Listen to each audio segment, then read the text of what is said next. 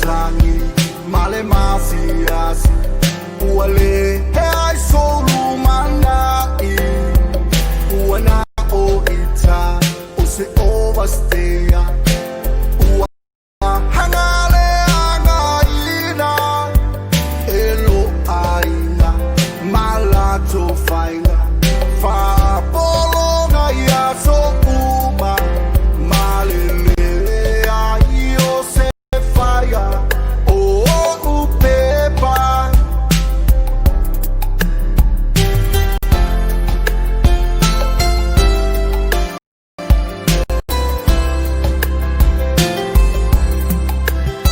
ona io ula palapa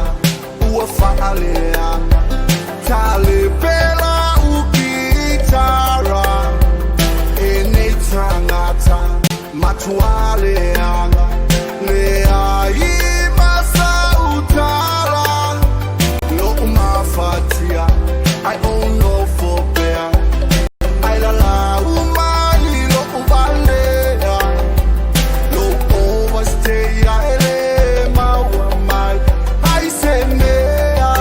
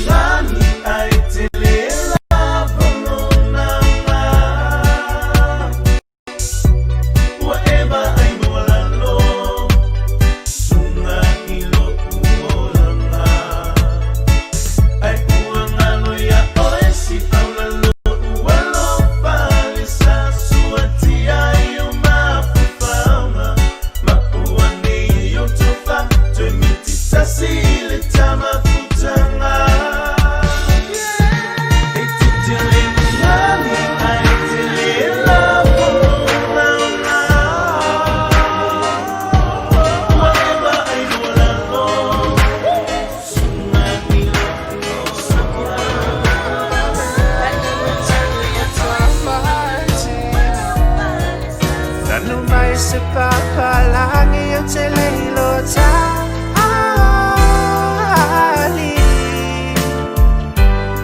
wa mautu ai nga ole tele o tameti wa mawale pota alo o ai solo au elango I fangu baka ekiliva solo se me inale anga ole ola mamana ona ole lota Tauafiafi Ma Le Loabay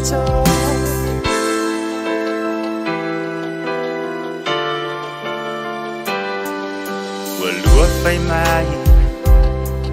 o le lua matitiwa malele tango lima na mafuai Iwe suke se tupe totongi ahi se pili o te ao ngai Ai tele lava na tupe mai mauna ova ai iai Ba ai oe papa Se fulu tala e alu ia so uma ia utapaa Te ita fo'i ai misi sau tau I leua I po malapa O lele ai lale na o ni tupe I lautanga A o e mama Tingana e ngau I le pingo e te alu e le misi lava O tupe nana maua mai lo ufaala solo e faatau fanguvanga O au ea sau tama po o au o sau au au na Po o masi hasi E lau so o mai o lo uvalea e le tele o tamaiti Nanu mai se papalangi o tele ilo tali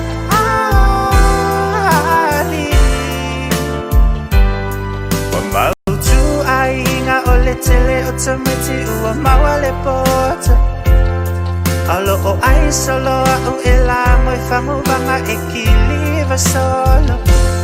Se me inale anga ole ola mamana ona ole lota Tauafiafi Ma Le Loabay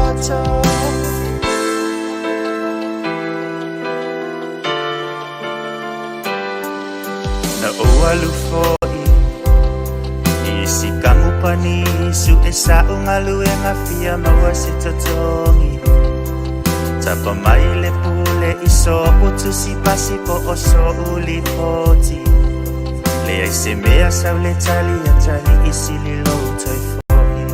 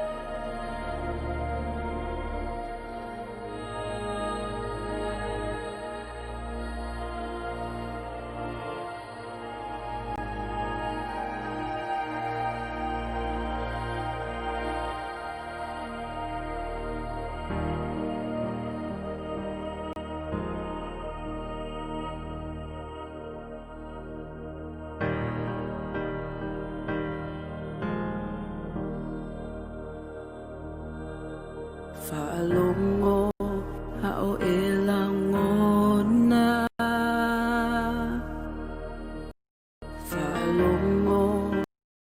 inona si ufofonga Yesu lo vala au Yesu lo vala au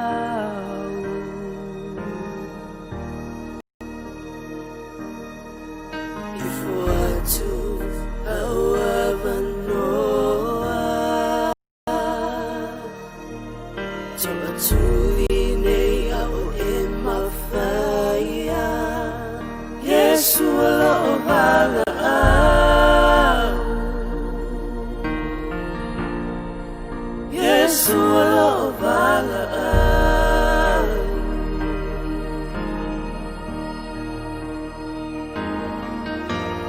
O tele mana o e te vali e se.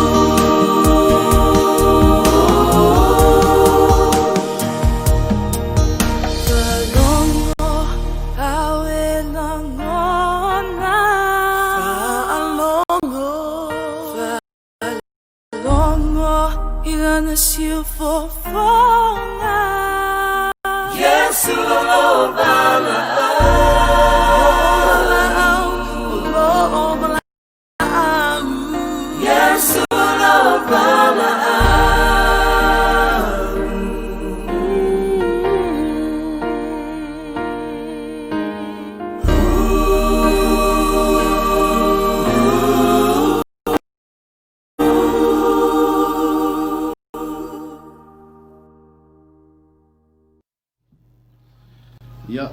esele le mana ia upu o le whatunga sa wapena fuina taina atu ia whai mai o te leto e fulitua o te tū mau ia te oe o a au o te mahalosi ai ia e whaatalo whātu le pa ia manu o le tātou wātunu ia wapena ona mo me whasalonga tū sao ia e tawalatu le tātou pō kalame ia ma le Tauafiafi Ma Le Loabay ia e whaatalo whātu i lato uma le pa ia manu o tātou a inga o mai masani paanga masani fo ia le tātou pō kalame ia le Tauafiafi tuina atu ia i le kako tātou company i whalauni nei ia molo tō pa ia molo tō malu whatalo whātu i lato uma lava whapena ona mo me fasala launga la Loabay ia i lato umalo whapena mai mua mai i lunga le tātou Facebook page i le Loabay LGN Online Samoa TV Talalasi ma le Samoa Radio Tala Ave ia le ngata i leo lunga fo i le tātou YouTube channel Loabay Samoa TV Mr. Ngango Music and Radio Tala Ave ia le ngata i leo whangaina mai leo tātou Simple Radio App o lo whapena whaafong mai pēle malu le tātou watunu ai mai se la ia lea foi ua i lunga le tātou website ia tātou whaasalalanga tū sawa tūna atu lava i whalelau niu nei ia o lo mawale i lunga le tātou website o Loabay TV Radio www.loabaytvradionews.com ia whapenauna e maua mai ia whaasalalanga ia e ala lea i tautua alau Loabay ia e tuina sawa atu lava i whalelau niu nei le nuhu o tamam teini au le lei ia ai pitu sili on fa le tonu o wala fa me ia le fionga ia fuiava ia fa tala fa tu ile pa ia malu le atu ia sa fa ngai matiu te nga lu ngali nei aso ia ma lo lava le nga lu ma lo fo il fa ma lo si nei aso ia o le aso lulu nei ia o le aso se flona se fulu o le masina o yuni ia tau sanga i lua fe lua se fulu ia le o tolu sumo le minute te nei le tu la fa i samo nei ia o le se tala mai le tau samo nei o loo man na ia susuru la o loo manuia me uma ia isi o tātou wātunu ia mor silfia fo i lato uma mafuta mai atunu e mamau ia e whatalo whatu fo ia lau pōr kalame ia o le Tauafiafi ia i tina matamama atutu mo mai whasalaunga ia o lo whapena ona whai sa whai e fo i le whaiva o le tapua i mai tātou ainga a o le whaiva le tātou wātunu tu sai fo i matiu te mga luenga o le nei aso ia e whaftai atutu fine ia lili ia sa va penan fe ngai foi ma po kalame i leo uli lava singa ma le Loabay i leo uli ia sa va penan to mai mo mai foi ia ma wai foi sto ma ftang mo sina ata mo sin fia ia nga tai leo musika foi ia to fin sa va penan na ta tonu sa family ina foi lau fa fonga mai ia e ala tau tua to fine tu sai man po kalame lava singa foi o leo uli ma le Loabay ia o nei tu la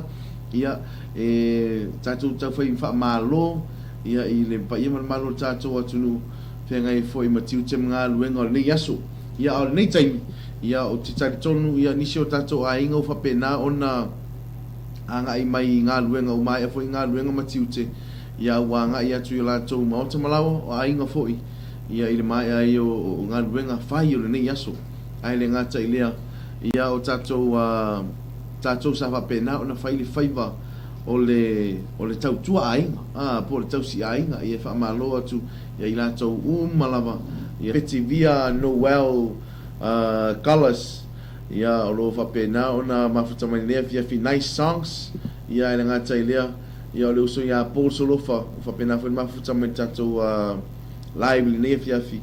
ia i le ngata i lea o Sulu Wilson Lia Victor Tailenga o papena foi numa futa mai ne Fiafi ia le ngata i lea o ngafa yakalai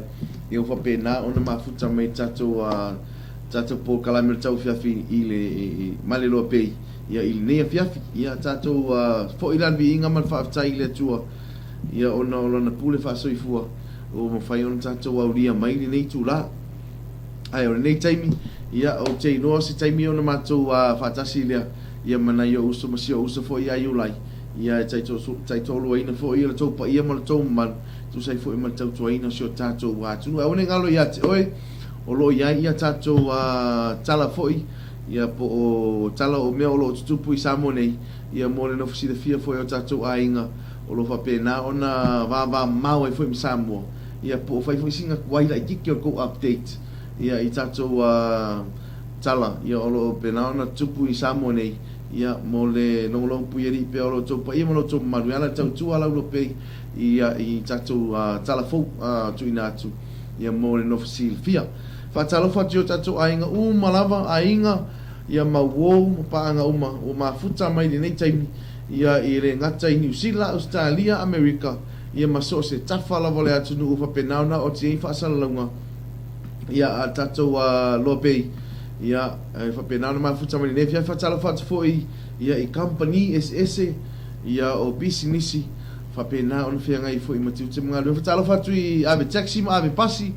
ma lo le tautua tunu ma lo le on sai lunga o ala tele vave ia te iloa e le whaingo fie la au tau tiu te ia ai mai ane ia so ia olvi inga fo ile atua ia o tai tonu sa wapena ona fie pei tatou ia ngaluem tautua mo le atunu o nei taimi ia I want to welcome and say hi to all my Lights of All Nations family all around the world not only in Australia, New Zealand and wherever in the world you are tuning in from. I want to say hi and say talofa to all my Lights of All Nation family. Yeah, I want to say hi to Pastor Tenny who is joining us with our program live from Samoa. Yeah, I want to say hi to all of you guys. Whaftai tele lava ia mole whangaina foi. Ia o tautua ma leo unanga a le lopei. Ia te mafuta mai ne fiafi. Peo tala masani. Ia o tūlanga ia o le afiafi. E te taua o tatou maua le toa. Ia taua o tatou maua le toa. Ia whapena o na mafuta mai ia o lo i foi nisi o tatou uso ia maa inga foi. Ia o le afionga ia pon sa o wha malo mai. Malo lava uso ma nai an Paul Kalame o lo whapena o na mafuta mai ia i New Zealand. Ia o tere o i loa le nei po o New Zealand po Australia leo o ia se uso ia pon sa. Ia sa o itala tamaiti o le uso moni ia o tama ia le ala o amatan mafuta mai ia whaftai tele ia le mafuta mai tata Paul Kalame i le Tauafiafi Ma Le Loabay nei taimi fatalawat fo ia misiona o whapena o mafuta mai ia i le nei afiafi whenga i fo i mtu te mga nuenga nei aso misiona ia feta talofa uso from Texas, America, United States. Whai asina mau te leo i lātou o lo whapena o na mafuta mai ia e mo moni whaftai whangaina tautua ma leo nanga a lau lope e te mafuta mai e le ngata fo i e mau ai le mafutanga ia mai mātou nei ma e mo e fo inisi o tala o lo tutupu i sa mo nei ia e mwhai fo ina moni mai e o lo whaanga ia mo na iau ainga ia e ngata i leo o wofoi ia o lo i sa mo nei whatalofa tu ia Matila Penu ta lofa lava ma lo tautua tunu o lo whaanga from Auckland, New Zealand i whatalofa tu i lau sunga whaftai tele le mafuta mai po Kalame ia i le nea fiafi ia o le sunga ia Pastor Tenny Teniseli watching from Melbourne, New Zealand, Melbourne, Australian, sorry. Ia whatalofa tu i lau sunga Pastor Tenny ia le ngata i lea ia le whatua mana whaalo mai lato uma mafuta mai me le pone Australia. Ia o le wa mafuta mai fo i leu so ia tau fatu moana solia ia whatalofa tu i lau sunga tau fatu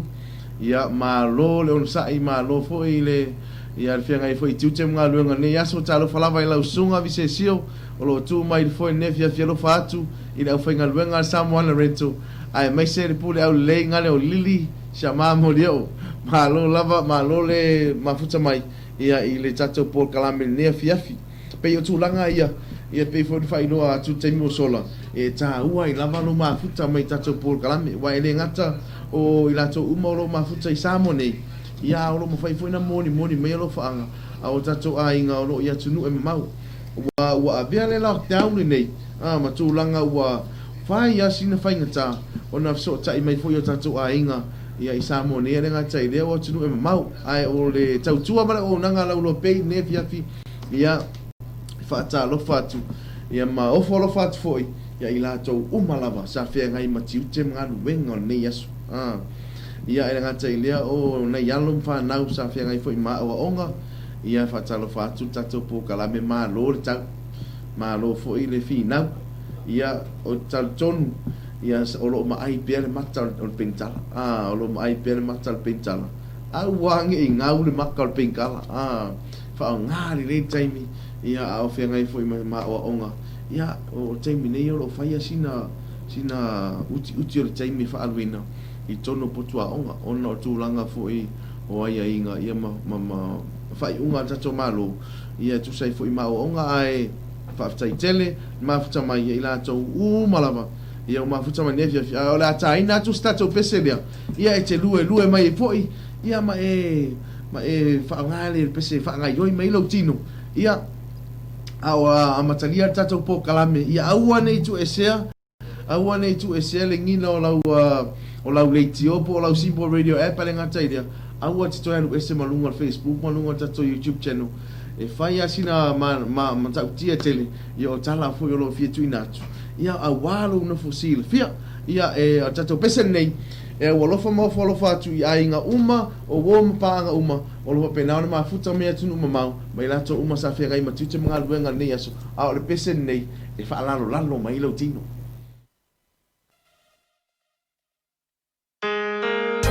Lea li ie o no lo suafa e fa manga lo mai ia ila uang sala awa o tele lava ia o ai e ale tangata o le ma tawi le li e fa sino ina tu ia le ala na te filifilia e mau o ia le manuia o la na fa na fo e fai mola tole nu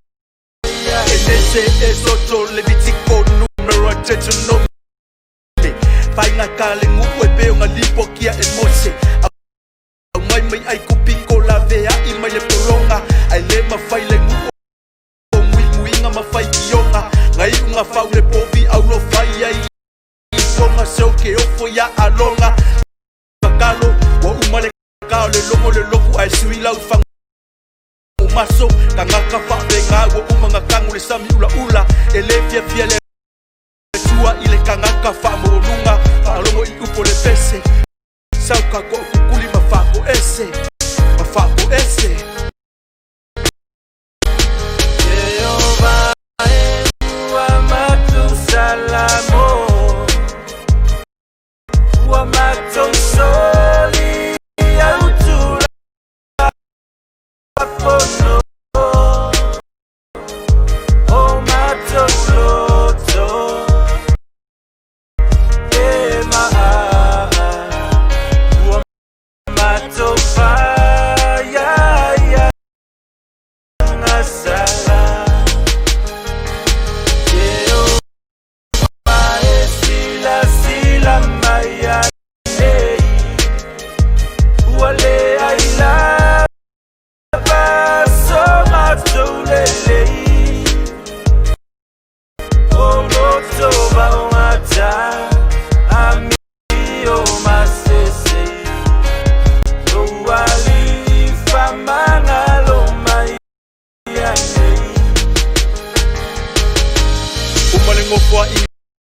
mo se le io I kanana ma music ko ya inga se lau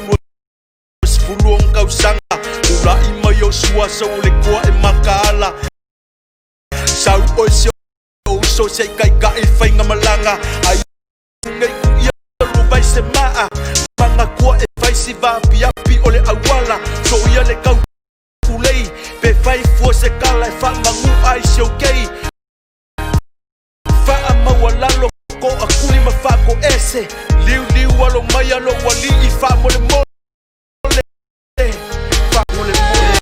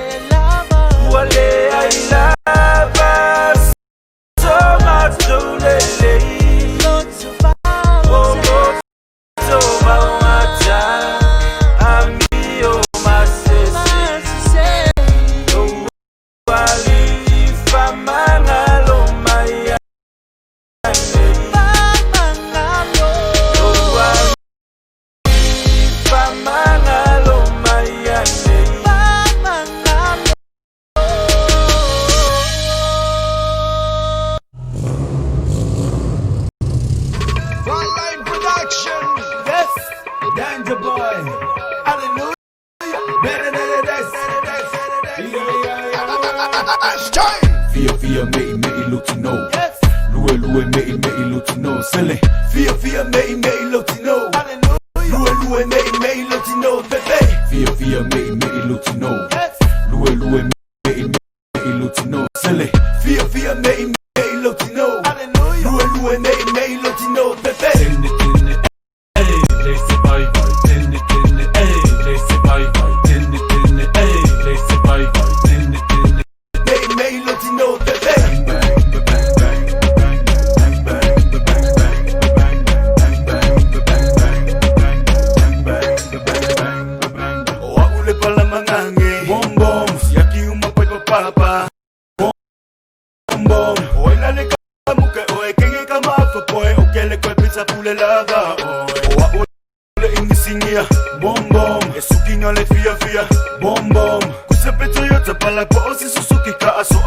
Panana pasi mami moluhani Fia mei mei lutino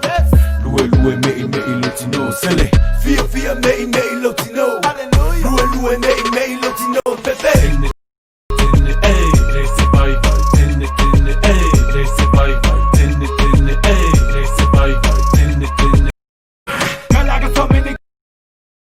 You are the answer. Tengo el Pacifica, sé que Sheila belly dancer. Go I break it down and make it bounce, make it bounce, make it bounce. Tic tac toe, me all in a row. Me looking all super go down low. Know your body will make me under control. My mind take a boost to tornado. The one now we all say me looking more. Like that's the color one that oh my God. So say me look kilo. Me looking no baby.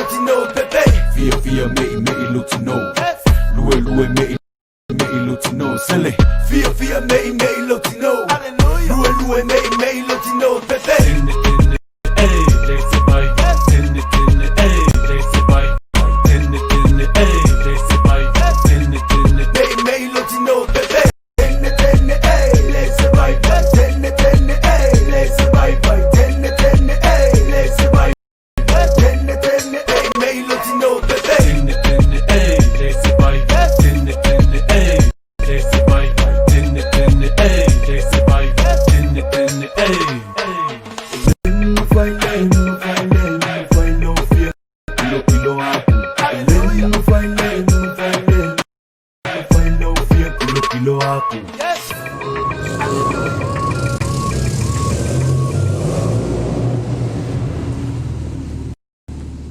They may look no pepe.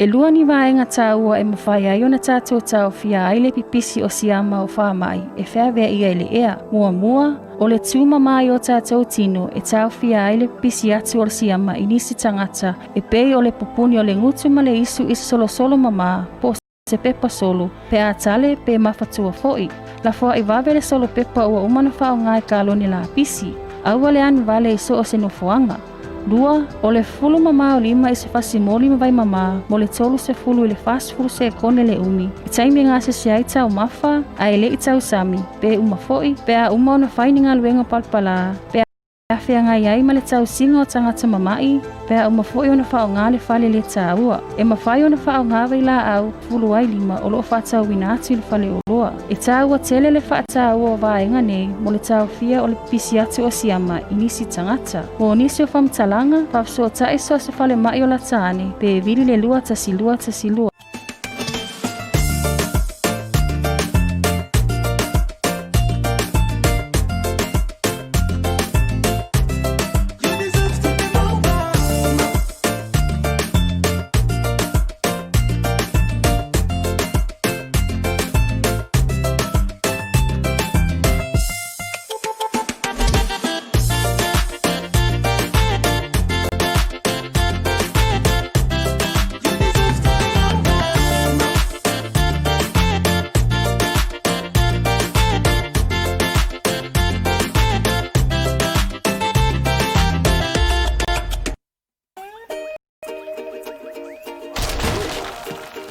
Life's full of unexpected events and expenses. Now, Digicel Mobile Money provides a simple, secure service to send money to the Pacific. Log on to digicelmobilemoney.com. With more agents and longer opening hours to shop or get cash, life just got easier with Digicel Mobile Money.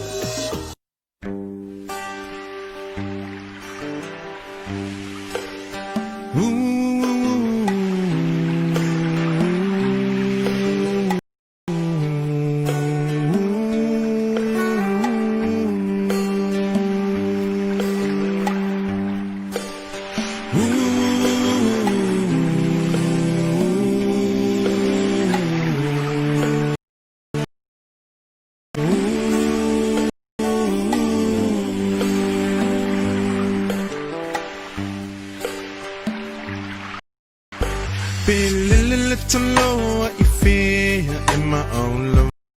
Ilim ay piuupo, limuang na.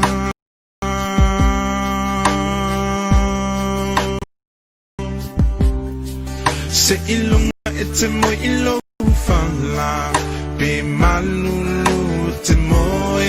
mafana-fana.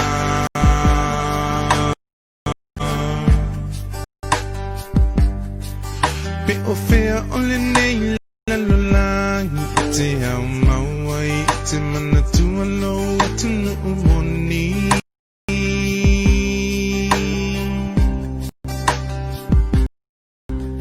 sa ilong nga ito to e po imay ilalaw ili na po imay ili to a fine motofi. Transact safely from your home with Mtala. Recharge. Transfer money to your friends and family. Pay your utility bills. See your transaction history. And even buy EPC prepaid power.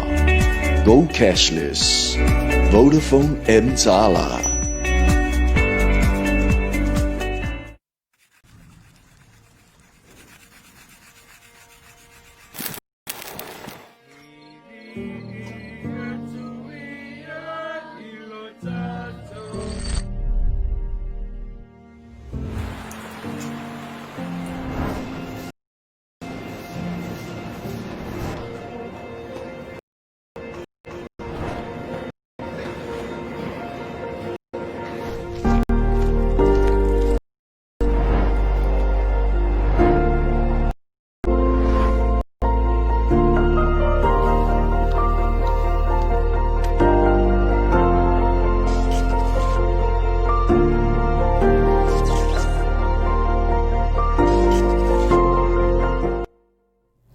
ia te whatalo whatu le toi tari mai al tātou pō kalame ia Tauafiafi Ma Le Loabay nei tū la ia whawhilo ia tuai a inga ma wo i la tō mo whapenao ni whato a mo mai whaasalalonga ia whapenao ni whato a mafuta mai nei Fiafi ia whatalo whatu lau pō kalame le nei ia te o tō umalawa i le nei taimi ia o le nei tū la ia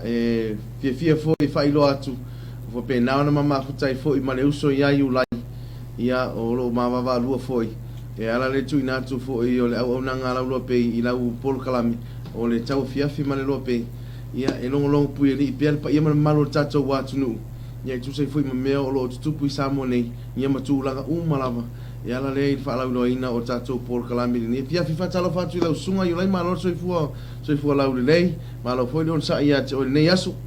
fa talo fa tu malo foi le so fu mo ia wa taringa lo foi fia longo ia ile fa fonga me foi fa tai foi ile ma foi ona a matai ta to wa por kalambi ia wale me foi foi ona suir tai me ta wa ona ma futa ma ta to tulu ia ona wa levanga ia foi to telo ila to tulu tai foi vai ina ia fa pena ona mai bo fa fonga ta to wa por kalambi ne to Tauafiafi Ma Le Loabay ia fa malo tu la belo sunga ro sai foi ma ta wa sai tu ma foi por ne foi ya so la to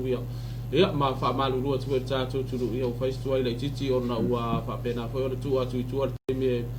mai ai o ngana nei aso io kere ro malo stadia por alma fo anu tu ia ia ai o le vinga mar fa tai le tu ono le fo ta tu wa tu ta pa i runga pe ngana lu ia o ta tu fe la i lu mo lu wa le tu onu pe ai o pu ia fa fia fa ta lo fa malo tu ne ta tu o pa nga fe la fa se tu le ke lo pero fa pena no pia i fo i ma tia ia wala fo ia le rumana i manuia so tātou turu a inga e kālesia ia o le vi inga lava e fo i le tua ia wa ana le se roara na pule whaaso soa e le pa fai fo i ona tātou a tue whai loa i neva ngore whiawhia wa e uila fo i eri a lau sunga vise siu ia e lata rata au le whiawhi ia ai olo ia i fo i a le mātui ma le maa ngau ma le maa whaalawe au olo ia i fo i malanga na mariu ma le oti olo ta oto ia i whai to o tātou o langa mo tātou whale ia tātou tere i loa lau fo i te mea whi whaamalo si mai ai ia ma whapenau na a mia se tasio i tātou ia mari fo i na sona e pau atu langa le pion ta o le sai ulai e le ia le afi mai alo ready e le ia le afi mai alo sa ia per tu langa na whaamalo ia whaamalo atu i lau whenga luenga i rato umala sa whenga i mga luenga ni asu o tu fifsi le tua Nea ua mai a mai foi ia wa faisina umio i tūla, faisina telo i tūla, se nesa e pata se toi foi i tūla ngā taua o e fifia ngai kai. Nei no pole altala e wa le turanga le we so le kailo ele ma fai mar tu fo e ia fam talanga tanga ta mai e ai ia ni va no fo ia ma ia ia fa la fai na fo so le ai fa o mu ma fo so le fi we ka ka seki ma ne ti fo le me uma so le ke fa longo kwa no tama fo ia me de wa fo le wa ma tu a fa ina fo e ai fa stai le tu ia o le tau fai ngara fo e se si career le langa wai o ne ngata i suranga lo ia e se si vai na fo le pau me tal sia ia fa pena fo no mai ia le mautino lava ia mai al machine de you like mai al machine ato e o uni ia te dei lo ala ia you like ia po ndai vai ia so la mtanga o le na fai lockdown wai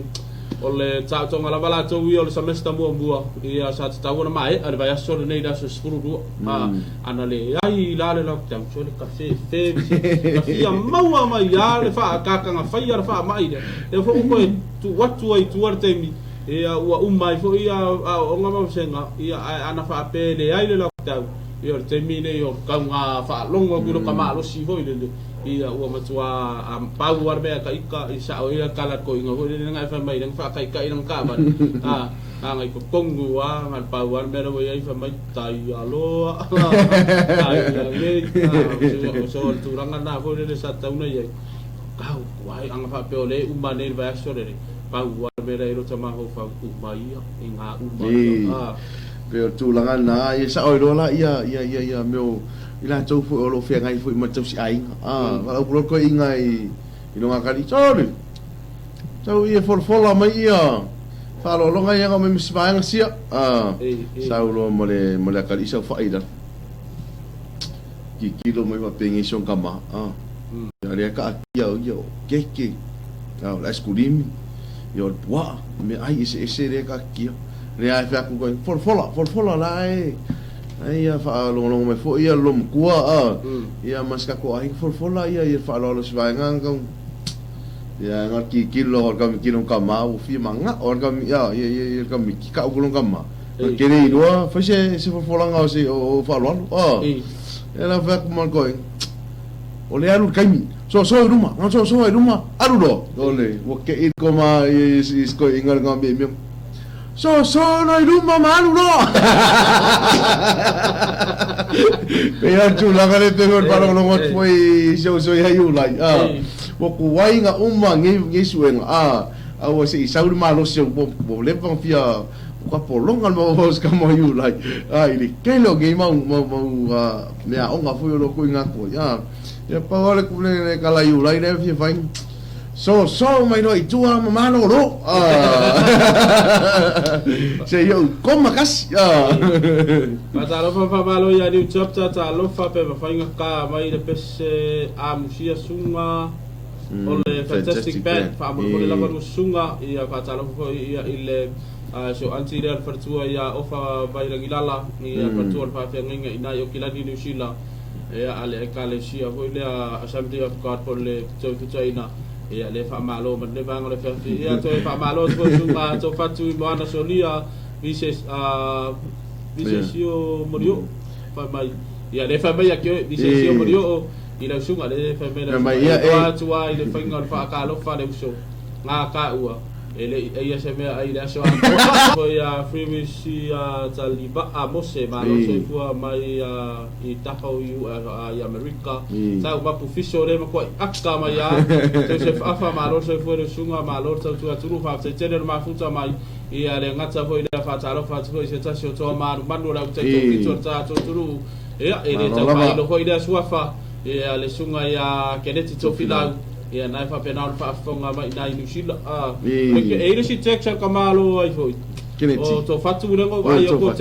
text mai ai fa mai pe yangi va ora kalaka mo o la kalaka mo mai ni ro ngo le awu le fang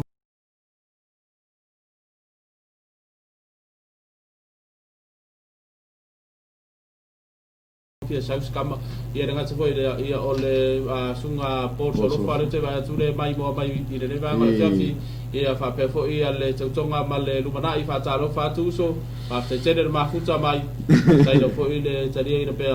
ia ole nei tu ma le o danga ia so se tenga das malo atu la to umo pe na ona mo mai fa salanga ia e pe ina ia AJ ia ia nga chaile ia o anga funga ia malo lava fa chaile ma fa mai ne fiafi ina to umalo fa pena ona mo mai ia le bo kalami ala o Tauafiafi Ma Le Loabay ia sa o roka miki kuli no er ko inga ia la wali ia ko ru me le o kuli ko le aunga e le aunga ai so o pele map umal pele map yo fu pidi aki gal magiki oro ai nga kuli rore sala ore me kuli ko inga la wali yo amai yo mai ia le idi la papa ko inga o mai se idi la papa o kai bluebird fa ka mo se idi la papa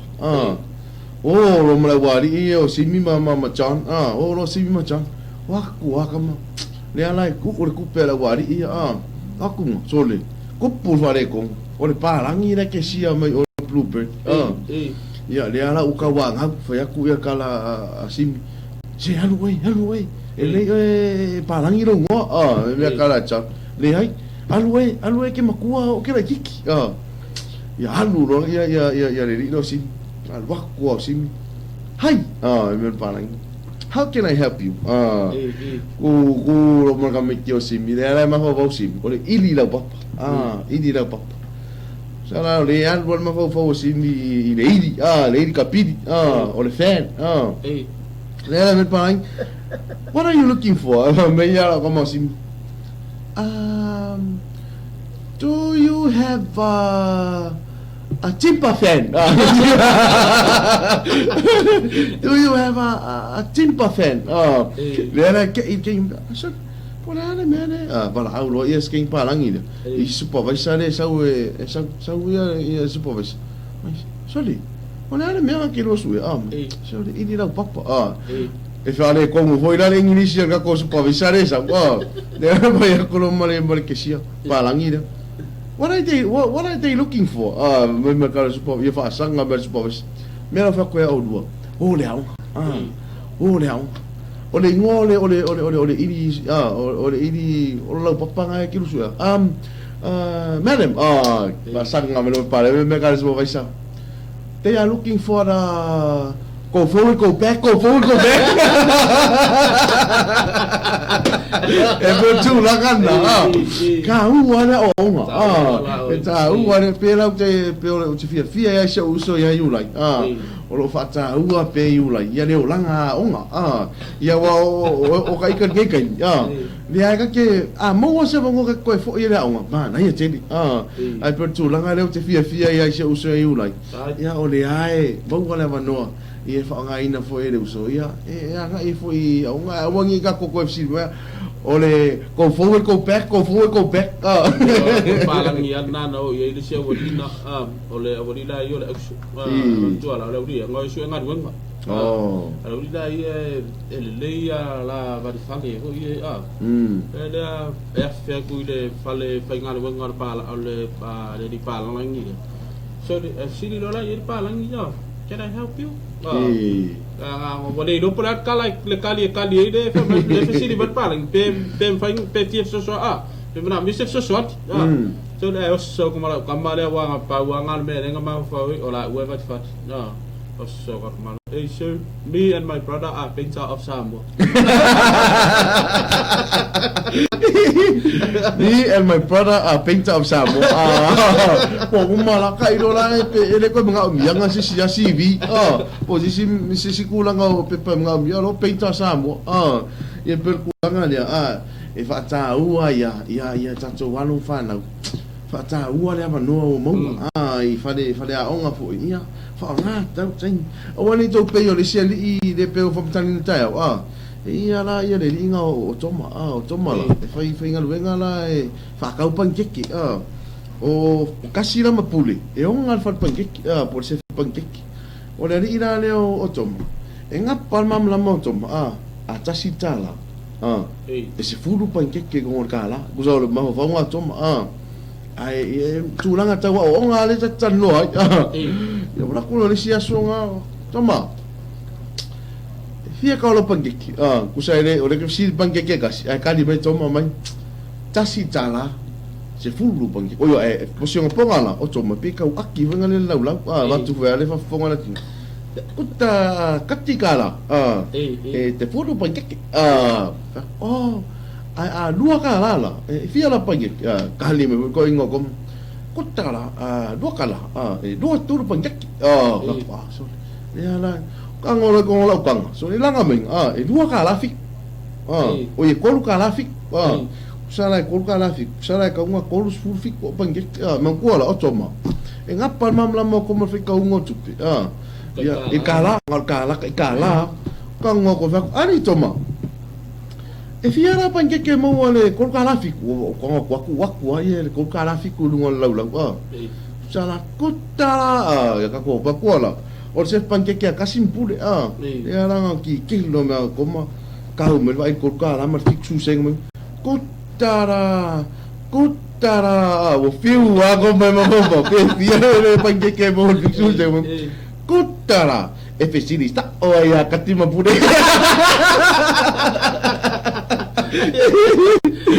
tu langana ia mani e foi ne biafi fata wala unga lum fana fata wo foi dia no o pena ona mo ia tatu te mo ia tu langa i fale unga ia ma Dia ta mau na usta in falo. Usta in falo. Ya vai le solo ngale limia ya falo Utala. La valo ya irikadoa tauti anga pule ba tatu sidi Australia ya pati tautua watching from Manukau New Zealand and lucky talofa from Melbourne su Mika malo la sunga visesio ile fa fa ino por kala ma tango fi ko pespenga o le fiafi lava tu mai Porirua Wellington i New Zealand whaftai tau mai sa ngote so i fua manuia i lau susunga i se sio malor tau tua tunu salamo ngei loa from Auckland New Zealand e a whapeho inga whai kalai whai kekera i o kounga whao kangi ma whao awa i koso o kou i kua pā e kau ai ai o ea le ngata i lea ia o Ke fia pisia talo farua sa se lua malore o sa i lea so fa tele to chef afa malore so foi lu sunga malore to tu atunu ya pe as banga le umana ofa kasna Filippo hai vise pe ya se ori anche so ko lua ya si fia lu sunga ya fa talo fa tu fa malore talo fa tu anti ya fa tai fo ile tadia inor to tu ofa va mai ngilala malore san ole art of worship fatu o inga o le alau fa sa o mai sio anti le i le ngole kalesia le a fai fa o foi ma foi da o rupe fa le ne ya inga e ile tau suino ri pu pai o le ola i tele ni nga ya ina mo le tua ma lo no fina ngalo e fa mai ma lo foi ya o lua mai a fia pisia sa lele yoane pa tar fatu sekti musika al pese alala mai lalo e va tu idei au tari e per spendi ya orto tele yo ila toule tersia ta fao ya li malor tau tu i sunga tau mapu fiso seki o lua uso fa tai lava ngafa ya kalai tu have kapili e a geneti to filau so solo ai lumba ma solo ma na ia tu tere nei ya fiafi lea uma fo i la kapusa ya o lua sole malor tau tai manuia la fiafi o lua vais fa yaku ya tula sa o le fali e lo lava ngai ko e fo la ia you like ia fa tai so ia ko solo fali a tersia ta fa ya li e a ba cancer Filippo o fo ile kero mai ya ia fa talo fa tu inisio ta to uma ainga fo i o benama ta mai ia le wa ma futa mai fo ia o tofu ola poloai manuia le lua tiute from here in Utulei pangu fatalo fatu i tamai to 684 fatalo fatu i topa ia mto malu ia nga tai dia ia ila to uma mo mai maftanga ia mai tato pokalame o tala lele tam tu le utu alava ma naia pokalame ia o vesia osi hi brother alo fatu and God bless so kasen le ole o al pertua ia ole alo tapaita ilo pertua ia ofa vai ngilala ia fatalo fatu la pokalame ni fiafi fa tai tele ma futa mai ia ila to uma o ainga wo panga uma atato pokalame ia malau pokalame ole Tauafiafi Ma Le Loabay pe ona tuina tu fo i nisio tato pokalame o tawana pe ia ta moto masan mo wale happy wo uma me ne ia masisi ya me e pole pe fa pole ina fo ia lo fi na ngalo fo ia ma futa mai tato pokalame ia tu watu sina ata ia mo wai pe fia e la to uma pe na ma futa mai tele nisi fo yo tulanga o tato o melo tupu la ko le ba la fa wote sa no le wa ta wa yer tulanga le ole ya ba wa le ata le ta wa na o mana tu ai lo yer kala disko inga wo mai nang fa nga mai fa me tio le va na fe o le fa asko inga lo fo ine ka ulanga la to ine tala ko ine lo ba le wa to wa fa pena o lo le wa fai ia le la fiafi ko ine le po fai la fanga le wa ma futa u mai fa na u ia sto ina maranga mai fa ia ua fai lo le ole afo ole la to tala fa la to lotu to tele la fa na la iti na si va nga le tau dei loa man tu tameti na ola yo sia fa sa mo yo o ai la o nga wa ba ati ba ko fa ma alu fa alu wa le loku so fai do markala ko e fa ko inga do na fine le la tala la ba ya fai pa tango e fa di wa ku i lau fa na u ya man fa na was kamala ya mal malama ya tala ye fa ya alu war kala ko ngore la vara ko inga bo le fight nga ka kala ya ku fa di ro na fine ya na friend tu mai do ma o lo tala to ine u po fa pe ya mo war fia wa to me u mai lo rut nga fa mai ya ko if I'm happy I surrender all. Oh, ole happy a surrender lo. Surrender all. Malo lava mafuta mai I tatu po kalamere ne fia. Ya ila sa oi no listo ina nga ol makongu u ya so ya. Pe ona uta uta ya o te mi la we ya lo fa we ngala fi ya ko inga la dia we fi la kusi ya o lo fa ne o tatu sunga fa fi nga tatu sing tanga ya o semi ya la u le lo fa ia wa ngo sa mo ma sangi ko inga ya ila si kinga ya si dia o fa nga una si dia para langi mo ke iki lo ngala kala ngo pa langi pe ngo foi ngo English o Rachel ya ma Stephanie le ala wo le loku lo si dia la salia ai ngo ke iki na wo lok o ko le ke iki ave la lo fa le ala wo ke mi la wo le lo fa ko inga la u ma ya o le lo fa ne ya ma sunga ya semi ya la o le lo fa ne ma ya lupe ma ainga ya Mole sunga fa la ka wo ko lo go ye dua ki kilo ko ka ka le sorry sa kala iska mi sorry ma pe pa la o Stephanie Marich le no ko inga fa le man ia ona lo fa nei mai fa na wasilia mai fa na wasilia ko tu langan na ya se ngamat ko nga lu abenar pa sur pala no se ida ba faida sa udah tang le waktu bul fadwa nga ye do le pala ida fi alu pala me saba alu anu ka vale ya mo or toale fa so awa ke ida ayar pala ida ayar ku le bata ko fi ko alu or male ba le man tola temi da wa makanga pele ngwa ko ile ole malai ba le sai lu sta ana la tala tola ta vale nai sa ta pala fa ku male le wala au ku pale o fa si dia ku mar ko inga ide excuse me sir, what is that please? It's a beautiful view. That's the aluat ka wale ale kilo ku fa akapo sir, that's the Faleolo le alawa wale ka fa leo wale interest that's the Faleolo in hotel airport.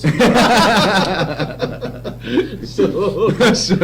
ya okay ranga ne ai o mai gaming o le mo wor ko nga fa le nga testa fa le o tele ya airport ya matalo fatu ya ila to umo penana mafuta mai nei time ya la tato po kalami Tauafiafi Ma Le Loabay fa malo wat fo I tiu mga luenga la singa sa fia ngai nei aso ya ai nga tai do tapo inga tato matua tina mama tu lo tap tapo ai fo ya o favor tato watunu ya tiu mga luenga nei aso ya fa talo fa tei rato uma fa pena ona mafuta mai nei time ya lo ya le ya lo I fu tal sanga tu mai ya talele talalele jam tu le utu alava seki ya ka mai se pese ngale tolu manuiti mai I nei New Zealand lo fatu ya ongia le atu au tala tonu ma lo nga lua I lua sunga ya o jei tole afo ole ya la fa sa o suka le pa se chai au tala bo le kalisia swito fio bat ile bor suka fa fia kai ka ya pasta chai ya ngaia tole afo ya le fa fia wi le kalisia ya shushanga le kalisia swito fio ba shushanga le ba ya le ma futa mai te po kala me ne fia ya lo fa mai malo tulai ma sio so atau ma na ya lu tau tu uso manuia le lua tiute o le Fiafi blessing ya love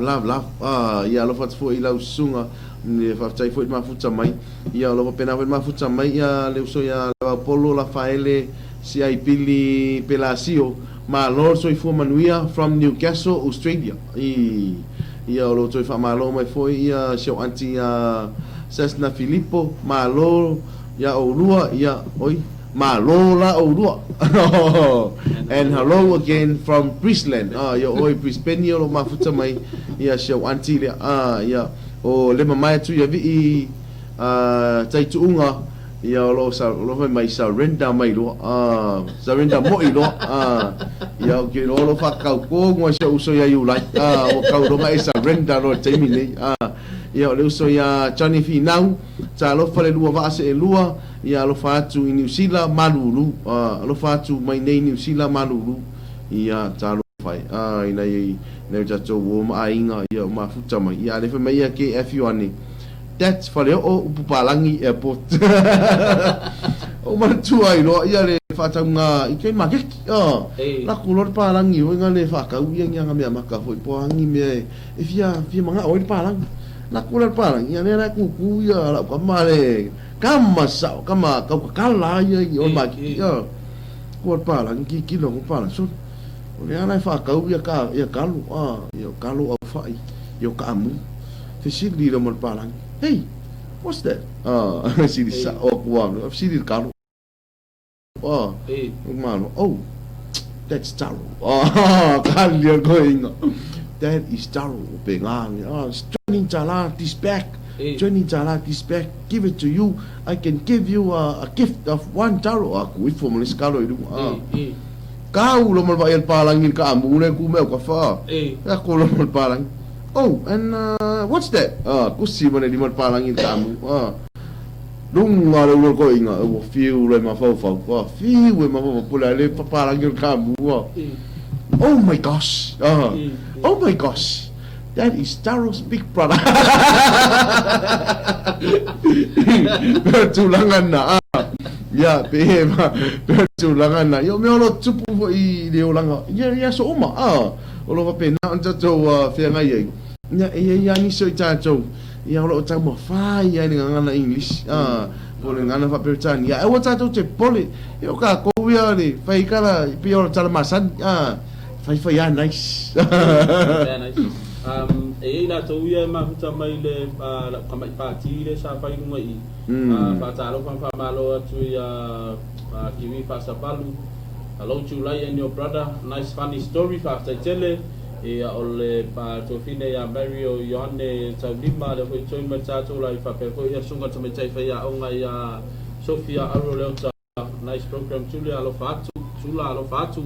ya to fatu mana solia ma me ke le tato lo pe wo lo akuile sao lo pe tu wi va mari candidate la to ale mo ko akka ya fa pe foi ya tala le tama tu de tu alaba mai au le mai o lua o sa o le fale pe amana va surrender mai la ile tolu marwiti ma lulu sila le o manga vanga luenga palong longa tu sa to por kalabe ia ta to wari ya vi sesio fa aftai fo ia fa malo fo ia ile malor ta to lua bispo na ta to wo pa nga ia le fo wa mai ia la to wa nga luenga fo fa tino ia la to tu fa fa malo filivo na de ia so ia fa pera fo yo na nga ia tu runga se de vave ia fo ia tu ia nga de de tua ma puipulo to bola yo na awanga de ia ai te to ia o lewa fo te do lewa fa fonga ma ta to insinia ia tunga insinia ia ile pesere fa ta sanga ina ia afa pe o lewa maua le ba te tunga insinia ia la ta la pesere to ula mi tala apa e mai apa ta to me marolong amai awone ngalo one wese South Stem your tato por kalama ona e fa fonga le se o to tonga foi ia po se report your tato wa tala mai Samoa ola fa yo foga na tu ia sunga ya tunia manu le ua i ula ve tala ona le ua ta ua mai e taleli le ua ma ngapa pe ve na ta ua foi mani foi la sono ila to de ua nga i la to ainga i lunga ola tele vave ia o mana tua i lo ia pe o le tala sa tu na tu ni ana le la o mana tua i lo is fala la tau ta vale sa tu England ina o fa mana tu en langin champing e fo i reipu soka tem sanga soka lolang dia la ve pas ngal wer kam sanga fa fa ngari mali liu uma ia le passes ai sao mai nga o le fanga fa fo i ale suar coach o fanga fa la le o monkey se i tu lo wale fa fonga la tunu dia la wa mai ngel monkey wala i no le pole as ko nga su nga e fai i le belo tu le ala wa mai lo monkey fa o monkey la o mai o na kolengi le coach fa mama lama le la pe afsi ngia le ngana ka ya le ala u fa afsi ko le fa singo me ko mam singo Wa me ale o ani kulanga sa fa tino ele coach man management team au alun pas o mai monkey cook you begi fa monkey vai mai kangal monkey lo leo o le sa ingu le coach man management team te sili lo mal famsi o ani va nga man tulanga sa fa tino ele au ako i te mi o alun pas ia fai mai lo markala al monkey lu va pengi le o le fa ingu fa per famsi usale kwa ufi wala e pole inola pole fa fenga kupule fa ku mole famsi ala ole ku langa man va nga fa el pas monkey wa ki de ngale o kele monkey ole vai sa ingu vo el pas ala mo kwa pas so mo vo ole la fa pia ole nga ngala pas ma avel pas au ko e kau mo vo famsi ngon monkey man ole ala me sa fai alul pas ava mai al monkey Logo vinga. Ora monkey sa verga ko bas be mo tuanga mo el bokalame Tauafiafi Ma Le Loabay. Ai lo sa au ai te tau mo fai e te vave pe vave foi ona e o i ainga. Ia ai fai te ngola te le va pe o tuanga ai. Ora e ver monkey. Ma lo ma fa talo fa tu sa ngana ua ma futa mai nga ia le atua u talatonu e a fa pe fo isi au si vai puase te foi o alo tato turu e tau le fai no foi lo suafa e il talento musica che si fido ma lo lua manuia le fia Simon na Tovio ma lo lava na lo uso tiu che lo fatto mai nusila e fa pe ia por solo fare mai amuia o lua ai fa kali me lo makua mas fadi Taro speak brother. We got Fadi Tabu ia ma tau mapu fiso alo fatu ni usila ia matua i faftai ia faftai tere la vale ma futa mai ia ile tato programa le ngato foi ia to ole mai mo mai le tato live number tato Facebook page ila to ole fa fonga i number tato website ia it's a wala tato link mar tato simple radio app fatu ia ina nei vai ngora fili ngato foi ia ole tato YouTube channel awone ngalo tato tulu ia fo ila to ia ro fa pena na la to fo ia fia ila to ia ile mai mo fo ia ile YouTube channel a tertonu ia vise ia le la se e sina malo ro masi pa ai ko po ia le stangata de mai mo man nei vai ngora se fa talo fa tu ia ona tato se e le sina malo longa na omi tau sa ma vai nga fa talo fa tu ia ma fa balo atu de va ngara fi ula dia su ape paulo ia ma le la to va yo nga fono ma fiti ia from Wellington New Zealand ia le ma futa mai fata lo fatu ia ile ma malu man pa ia la teno ta to tu mana ia ta to wo pa nga ia u fa pena ona mai mo fa fo mai ona to la to sunga vi se sio ia ila to le mai mo mai lunga ta to YouTube channel ta to se ere sina malo longa ia to teri mai e ona fa fonga le ma fa wina o le tato por kala me Tauafiafi Ma Le Loabay ia o ila to uma ia lo pena ma futa mai lunga ta wala tu i tato ala le po le YouTube channel ia lo pena ma futa mai le so ia Toa Brown malo nga lue. God bless, enjoy the rest of your day. Yeah, I'm watching from New Zealand. Ta lo fa lava malo mo news ma to fa long watu ai from New Zealand. Yeah fa malo to le so ia Toa Brown ia lo pena ma futa mai le taimi nei ia e ngata ilea ia onisi foi o tato wo mai masan o fa pena ma futa mai tele ia lo fa anga lo fa pena tu ina mai tato ainga foi ia e ngata New Zealand, Australia, America so se vai nga lava fa talo fa mai ia le sunga ia heni welese malo ngalue seki lava tato ia o le sunga ia alisa ha kai malo lava tau tua yu laim vise sio nefiafi malo le sua fa tamali ioe o le launga o le laugh ma le laugh fa tato fa mai ele anti o Mr. Ngango alo fa to watching from Western Australia. God bless. Ia fa mania foi le tua i toenga o nefiafi ia te oia la sunga alisa hakai ia o tafi fa le tuai malo tau tua i la sunga yu laim vise sio ma le tato le tio i fa la niu tam malelei o lua uso ma mau ale fia ina yo lua ainga ma le oli le ali so soani ia tatou uma sa o le ia fa pena fo I lau sunga ia o mafata mai fo ia sia ti to ilolo ma lole on sai ma lo tau tua o vidiamu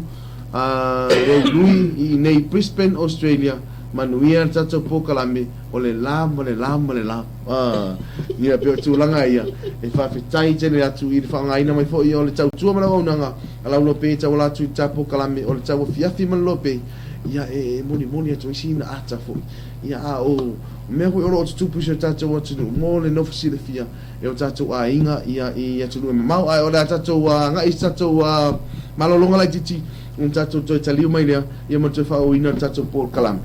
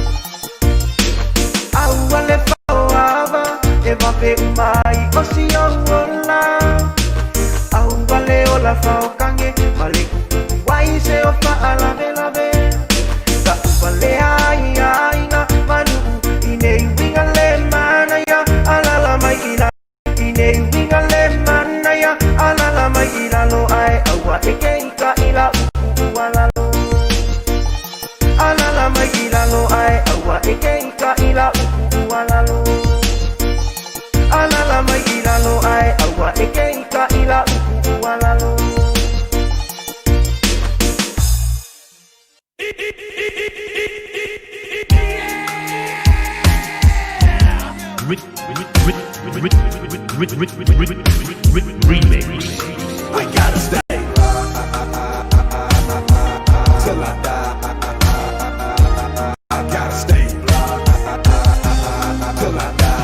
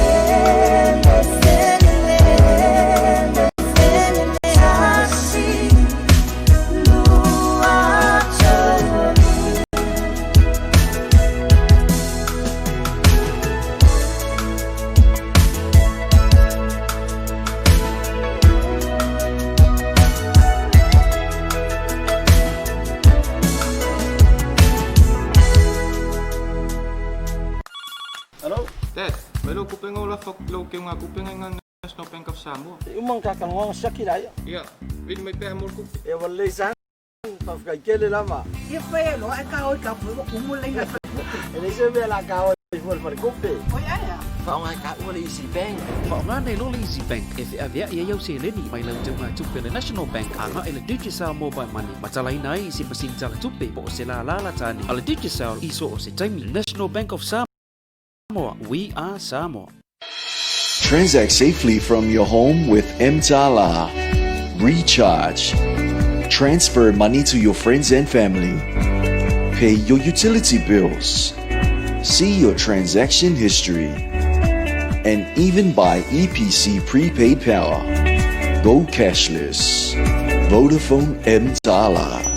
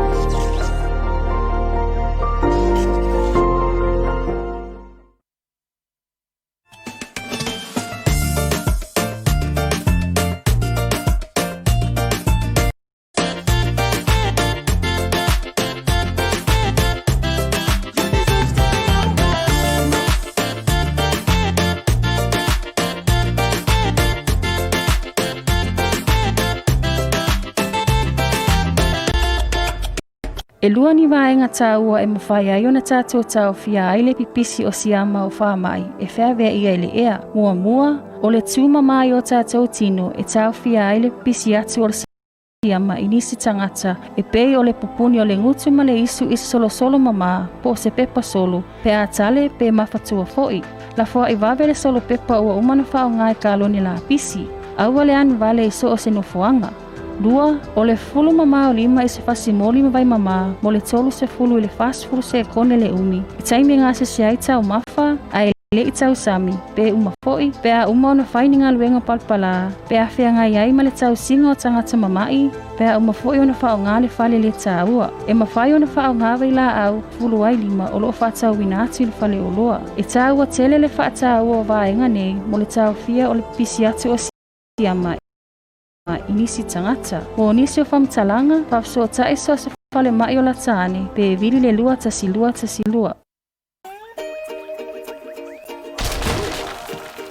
Life's full of unexpected events and expenses. Now, Digicel Mobile Money provides a simple, secure service to send money to the Pacific. Log on to digicelmobilemoney.com. With more agents and longer opening hours to shop or get cash, life just got easier with Digicel Mobile Money.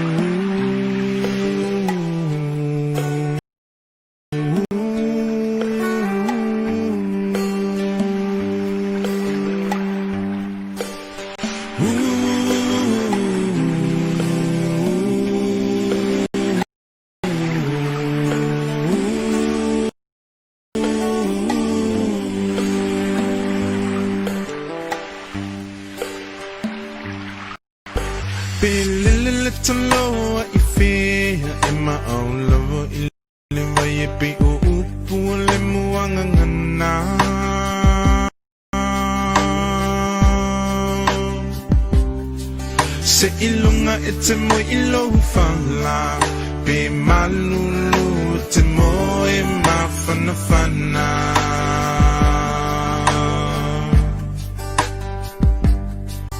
Pe o whea ole nei lalolangi Te au mawai te mana tua lo atu umoni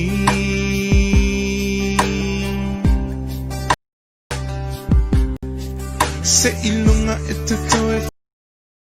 fo i mai i le lau ele na fo i mai ele atu e whai mo tofi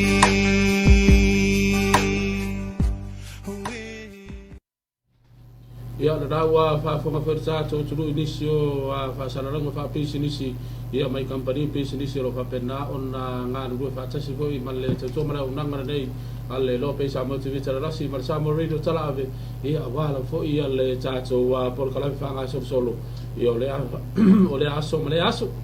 Ia whasalo whatu le pa iman malu le atunu penana mafuta mai nei taimi na tō umo whatu a maua mai fo ia whaasala langu tu sao atu ia ia lai lau por kalame ia o le Tauafiafi Ma Le Loabay ia e le ngata i leo a inga o mai masangi pa anga umo foi o lo mafuta mai atunu e mau ia whatalo whatu ia te uto umo nisi foi o ila tō sa wapena whenga i matiu te mga luenga nei aso ia wapena o na mafuta mai o tō maota malawa ia e le ngata i leo ia ila tō umo whenga i male whaiva lea o le tausi a inga pe o tūlanga ia e patalo fatu i lato malawa ia le ngata i leo tatou solo e whainisi o tatou mafuta mai nea fiafi a Yulai patalo whawhamalo ia Max Sola Seki the man and the pese awuia na mai kia lau maso oi malo mau ngai Seki a le leo to ina le malo so mo musika fe kawi ma le ma whanga o popi lea male fiafi Wellington ia tau mapufiso e watu i usila uso Seki ma lei en siale o nasai le fo watu i martato live ista suha ia tau mapufiso Seki o rua ia eva uso ia le ngata hoi lea ia o patalo fatu i le susunga marporo kalame ma lor tau tua tunu ma lo lava le o nasai ma nino le tātou live i le pata ma whaarongrongo i tupai lea ua toi 2 minute le iwa i tae au ia i oi tupai ia ma le sunga ia televisua Simone tō vio Seki atu ke uso ma lor ngā rurue whaunuia le li i lua baase e lua le ne fiafi whaarongrongo atu i ni usila whaaftai le ngata hoi lea ia lole whaafusuanga ia le pua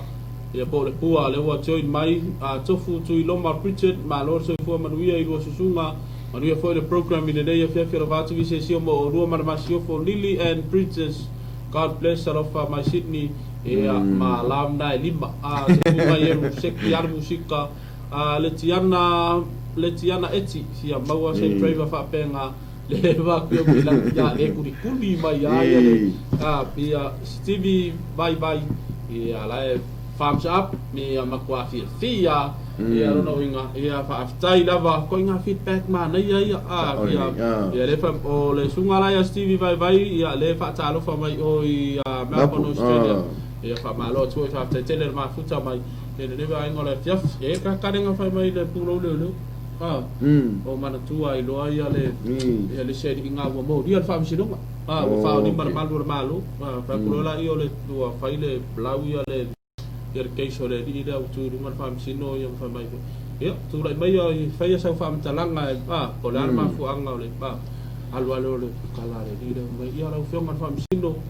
oi fam sino ya fam sino ya mo dia mai oi ona we fa di mai de balu malo ku ko le no fu fam sino ya o te io ya o le ma fu anga mal be de tupu ya ngo ba ai kwa le o se vai e non se vai malo o yo se vai malo o vai atu to ninga o fu la e yo malo o vai ku puro o malo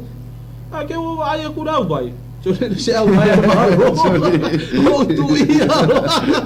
so ke la me nga oi e a vai lo mo so o la tu ina tu nei o to ese i ta fa ngata wa ke mi ale la tu ina tu nei o to ese ta fa ngata e dei la lo ifo o le ono tau sanga I pe tu langana se tau te na ngona i foi ia le ia whaftai fōi ia le ngaruenga fōi o lo whengai fōi matamai tai malu ia o le tatum tanga luenga leo e le whaingo fie fōi ia whengai fōi malatou tiute ia i le tausia ina leo tūla whono ia man wha maluina leo tūla whono i tono so tato atunu awa o le talsa awa ia iulai o le atu nuu neo tatou oi sori whai asina matautia ia peo tūlanga ia wa sawa pena fōi ona na i fo ina i tau sanga sa pena fo ona whenga luenga i fo i lalo fo i tanga luenga ia leo pe o tūlanga i rei whaingo whienga luenga i rei whaingo whienga luenga ia e pau wale tūlanga ia a wha apea e le nei a lau tala noa lau tala noa ia wai pe o tala toi ina fo i le tanga luenga leo o tunu i whafu whio ai leo malatou patan po la au fo i whawhita uli tangata o sasai ia a leo lenga ia o lako whanga ia o wha upenga ina fo i ia tunu e whafu au Samoa la ia he mei kala koe inga au Samoa o lau whafonga o lau au upenga lenga pe o mela na portulanga fo i rea ia ese mai a Samoa ia mai isia tunu o le lau lang ale lei ala lau tala noa mei kala ala wali pese ia o sorry cap ka ko wor kala ngoa ale lei na lau tala noa ia mai la e so longa le lei me po fia le to fia se lau o se crowd le kum ken makeki ai le lei ona e fa fo ina i nya upu fo i fa amali ia po fa alo fo se ke foi a koe kaule a mai ngisi leo sko fia se fudo e ko ke kiuki la va oi ole turanga puna ho le pe mali ko ia tsa ui ta to wa te nei lo ia ise tu or pacifica e a ta to wa ia se lo me pe mali ro ma ho fa wa vai foi male lo fa le fa tinu no foi or nga ru nga nai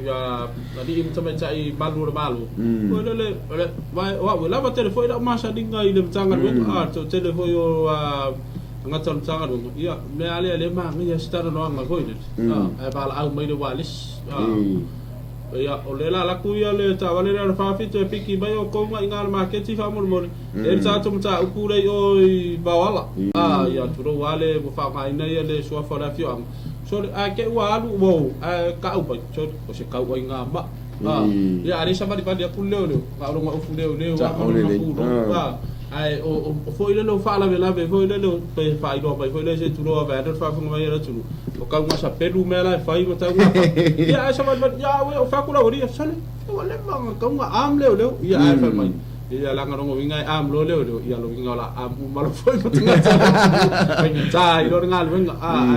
mo li fa ma lo ma fa tai ia ile ngalo nga fita ia wa ye foi se ta shom ta ku ma ale ma ta ti ele foi tu pu mai le au de la sona na fi ia o mai la pai de so le yo pe pe ko fa ta ranga ta tu official ia i la to foi ele foi na si va ngale na pa ia e foi se ta la sa tu e se ta ma sha na fa na ru mo tere sala fai na nga ye fa ngota ia ai ta fe ai sami ia le mo mai la pa ma lo ta sa idea de te ia ai ta ton wari ia bis no lo ba ai tu ba lo wat ia ai si vai fa fonga ia ole spa poponga nei ia o tato wa tala vai Samoa o le afonga na tu ia e sunga ia tunia manu le lua mo fai na wina tu ono le angre nei vai ale tau besina Island Resort o le lo pe e shop ia male vai ngare National Bank of Samoa.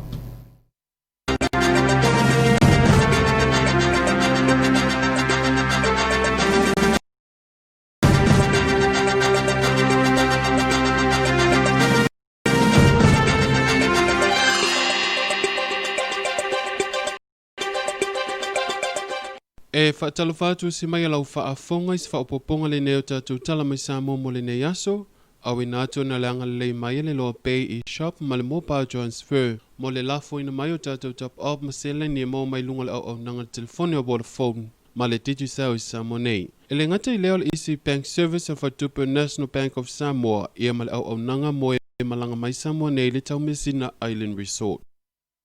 Tomua ia tātou tala le vaveao le aso le Samoa mai e ma whaamonia mai e le komisina on tanga luengo leo leo. Ua mau mai e tino maliliu se tasi o ta maa 5 tausanga masiona tali i se 4 tausanga mai le vanu i te apapata. I wha amamonga i reporte mtanga lwengo leo leo na wha ilo mai ai, o le vanu e o atu le lua se lau anga e atu le tolu se lau mita le loloto, po o le mawalalo le asama wa i tino maliliu o sia ta maa masiona tali i. I reporti tustusia le mtanga lwenga o le ali i se 4 tausanga lea ua maliu, na o maleisi o na tausonga le maumanga e le mamau tele ma le vanu, ma e lata mai lava i le latu fale tia papata peitai, na pa o umanei ali e le vanu. Tasi le isi ali ina mawhaiona sao mai lunga, ma ta mo e atuloa i le fale mawhailua i le tūlanga wa tupu. Na taufitule atule a inga muse ngaluenga fiso soani ina i whaasao mai leo lo le a lii. Ai o ma lea na alu i lalo le vanu, ma ta mawhai whaasao mai lo na tali i peitai, ele i mawhaiona tau nuu le tūlanga, e tūla i maile nei whaalavilavi se vaenga o le tasi o le aoli i le aso na nafi, o le aso lua lea aso iwa o ono lua whelua se fulu pitai, mai lava la i lea taimin tam whai eitanga to le a inga mosinga luenga fiso soani, nao o ai lava ina fiso o tai ai lua le au nanga mtanga luenga leo leo, a toa mara fui mu mosinga luenga fiso soani mo sieta mama siona talii. Sau no le fionga le komsino leo leo fui awai lili, mai lava i lea taimi mai lea o uli i le tau le tasi, lea na tūla i mai ei lea whaalavilavi. Sa tatau i le a inga o na vile atuloa le ngaluenga fiso soani mtanga luenga fui muma mtanga luenga leo leo ina ia whaasau ina mai o lo nei tangata. Na taunu atu le mtanga luenga leo leo ma le fui mu, i se vaenga le iwanga i atu le se fulu. Ma a mataloa le ngaluenga i le sa i lia o le tamamalo na talii mai lava i lea taimi, fato a mawatino maliliwa sia tamamasi o na talii, i le vaenga li tolu i le vaveao lea so aso se fulu lea o no lua filua se fulu. Whaftaia fo e la fionga ia fui awai lele le ngaluenga mtanga luenga o leo leo whapera mtanga luenga o tinei mu e ala lele ngaluenga viso soani mo le sa ili au tangata lau tele o le atunuu. Ua tele manato tangata lau tele anga i tonu lava le mtanga luenga o leo leo mwhalpuipui e whaapea po o le atonu lava le tūlanga le e tupu e mafua iona so sola pongta i tua mai le whalpuipui. O le mafua angai pe ona whaeloa e nisi o le lautelo la tunu o le taimi le whaasala lau atuai i se vaenga o le valua po waso sola i tūpongta e langona i lava le fefe e pe o tūlanga uma lava lia o lo ofisiningi a ile mamalo le atunu upo o le atonu lava le mafua anga e ala iona tūla i le tūlanga. O le utatala le whalepuipui fautan malala ma o wasifu mai pongta po i la tau o lo whalepuipui e le whalepuipui fau ma o le lei atoa le a whale awa e ese ma le whale tuai le a sa whaongai ta whaingata. Sa fsiringi ese manato le suel mtanga luenga leo leo ma whaeloa e whaapea. O le telo pangta so sola le sa tula i mai le vai taimi a o ye le whalepuipui ta whaingata o nei moni lava sa malupuipui e le whalepuipui tuai. E ei lava vaenga o le whanua e mawhai ona so sola pangta i whafo. Ai o le whausi e ino le whalepuipui fau ma sifia tuai tan malala e le i tula i mai lava se mta upu e winga i pangta so sola. E ese mai li mta upu le sa tula i mai le sola artele al pangta le ana tupu ono mafuanga o le isi tūlanga e to ai titi na ia li imtama e ta isanga lulu i le taimi le sa tula i mai ai le sola anga pangta ai sa whaonga lava le whai tuto ai so sola mai ai tua. E to tono tanu malala e le ai lava ma se va e ngole whanua e ono mawhai ona sola mai ai tua se pangta ono le whausia ino le whalpuipui e whai lava sina mawalunga o pā a toa i mapā matuituia malu potu e loka ina i pangta a toa i mawhanua ua mai o na whaia mo pangota lava o lo o tuli aia la tu whaasalanga ma e lea i lava se avanoa e mawhai e una sola mai tua se pangota se i vanga na ai nisi tūlanga e peo le tūlanga le sa tūla i mai le sola anga. O le puipuinga lava le mamalu lau tele la tunu ue le ngatai a inga ai o whanau la iti a toa i fo i mawhanau tamaitai lea e ala iona langa langa i tangata lea mata o puipangota ona puipuinga lava peita i lea ua whaamonia mai mtanga luenga e te le lava le ese sengo tafa ingata ma le whapuipui fou i tanu malala. O se tasi fo i neo whaalavilavi matu ia lea sa tula i mai i le motu tele i sala whai ne iafu. O le whaalavilavi whaapeo se tamamasian whanau tama te o lua lea sa o i whangongota i le taia ea e mai o ne iafu peita i o le siisi ai o le tai mangalu tele lea sa i wai lava ina tula i mai aise whaalavilavi. O le ise li i lea sa whaonga se vai a au lea o lo o soifua a o lonta mama le isi o na uso lea o lo o tausa i lia nei. O le vave au la lea so lea ua mau mai le tino maliu o le ise li i ai toi o lonta maa lea o lo o sa i lia pia e o mai lava li taimi nei. Ma o lo o iai masal salongan tanga luengo leo leo whaapea le vaenga ngā luengo fiso soani ua maliu foi. O lea whaalavilavi sa tula i mai pōna pō ai le fatu a mo le vaveao o le so ma o lo fa wa penga luenga mtanga luenga o leo a wale sa ile o le tinu mali o le tama o le fautuanga leo lo tu ina mai mtanga luenga o leo fa ta o lo sanga le mo o le tulanga fo ile o lo fa mamafa tuai le lau telo la tunu ina ia matala le lei ina tulanga a wale manatu fa ta wa ai ma uma wa ile ola o le telo ata po o videos lea o lo mo mai lunga o penga te whailangi tupulanga. E ala le ia mio le mawhauwhau a toa ima le lea o oina. Lea ua whaade ima nato le lau telo lea tunu. O whailoma nato lea tunu o e ala lea e le polo kalamil whaatatanua lea lai whaapea. O lea ele i uma atu le isi ata le matango fie lea sa wha o li maise isi ali i le isi ali i le taulanga. O le telefo o isi ata peo ta maitai lea sa vivesi mafufusua i le maketi. Pei tai o lea maitau atu ele o whaimasa o ingai tupulanga. O lea lava e tula i mai, lea tūlanga. O lea ua tuewa ai ai fo i vivesi tanua onga, lea ua iai se ata fou, lea ua i lunga upenga te whailangi. I te maitai a onga i kolisa sa nele. Safso tai atu vaenga telefou, e se avanoa le pulea onga le kolisi le mta au pupe tai, ele mwhaiona whailo mai e le pulea onga sona manatu, o lea fo e whaata ia o ye nei tūlanga ua tūla i mai. Masalo e mause reporti pia mai asu su enga le pulea onga, i nei tama i tai, lea sa tūla i mai ai lea vivesi. O lea ta lea ua vivesi e nei tanga tailunga upenga te whailangi le Facebook, o lea ta lea tama i tai kolisa sanele, o lo ufa o li mai le isi tama i tai tutonu le whalita ele. O le teminei e pia na whailo mai na mtanga luenga o leo leo, ua tutu a ai lava le mtanga luenga ai mai se ai ngam da afia itu o ile leo lea o le a faia enga a fa maunia o le a faia se fai unga ile ngata mtanga luenga leo leo ai o tutonu fo i kolisi sanele o le nasi fa poponga o tatou tala mai sa momo le ne yaso toi fa mawina le fa tai ona le anga le le Loabay e-shop ma le mobile transfer mo le lafo ina mai o tatou top up maseleni mai lunga au nanga telefoni o Vodafone sa mo ma Digicel sa monei. Ele ngata i lea au le Easy Bank Service al Faltupe National Bank of Samoa ia mal au nanga mo e malanga mai Samoa nei le tau mea sina Island Resorts.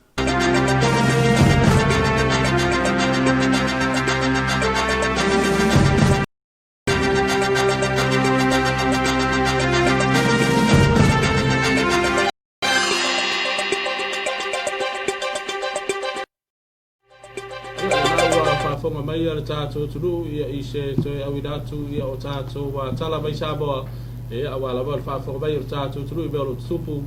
ia i tutonu so tātou turu sa whapedaro whore datu ia e suga ia tudia ade sada batu de deua ia ono le anga le mai ala vaenga le Loabay e-shop ia ma le vaenga le Easy Bank ia le whartupe tutonu so tātou turu ia maise ia le tautua malau nanga ia ale 5-star hotel ia le tau mesina Island Resort ia i Samoa nei I te whatala wato i fo i le whiunga ia tu ia tanga I want to say hello and hi to Nathan Bucknell and the management team of Tau Mesina Island Resort, the 5-star hotel in town. Tauafiafi is saying hello. Thank you for your cooperation and your shoulder that let our news be broadcasted to all our families and friends all around the world. If after I try le fianga mo ya tuia tanga mo lang sua foi ya la le I le tu sa ina to tato tala mai Samoa ia mo le sila fia foi o tato a inga mai atu mo le ngata le o le National Bank of Samoa ia mal tato Mtala ka ko Echen o lo ia I Loabay ia la le tawala tu la foi na mai tupe ia ana ngata ia o tu mai foi o la foi na mai tupe mai tu mau ia mo ainga I Samoa ne ia e tawala le tato Mtala e sa le lo e tele fai si tele o tala mai Samoa le fire le ia fa lo ia visesi ia mana nei ai o le tala le ko kurikuria pa ma fa longo je taringa e o le fo ua o se tasi fo mo ta upu ma le ale la fo ia e tau mo fai lo fo ia le le ngata o le mtanga ruenga onga I o baanga fo ia kolisi maurunga I tsoro ta tuturu ia ai o le langolongo sua ia male pui nga malu ali I ma malu ali I mtabai tai malu le malu ia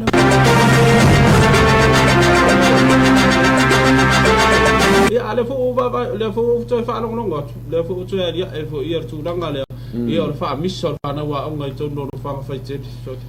Wah, kini sore fango, mo sore mo matia da kiri dai. Pawal tulanga le peon tuina pe fo tuanga tatu pokalami. Afa pe oelea ole chamajitile mawala vano ya onga te chaimini. Fa mo mole. Fa nga tau tai. Fa nga tau tai. Ia ma tatu fe ro tala ia waile alos fam talanga tuina tulanga fa pe. Tatu fe sawa tala tu ina mo matua. Ia nga chai le ina tu lo fo tua fo. Fai pe ai tu ai. Pe mo wai sina fasi talo fo ipo sina fasi vai mo. Tu ai nga bo tulanga fa pe. Chele ia tulanga no o ia ele ngata o le farpui. Ia eu na tinga ina fo ile swafa ia po ole ainga. Ia ma ole situ ia e mo kingola po. Ia o ngai ma kua le la kinga inga il bale. Wa fai e tatou alom whanau.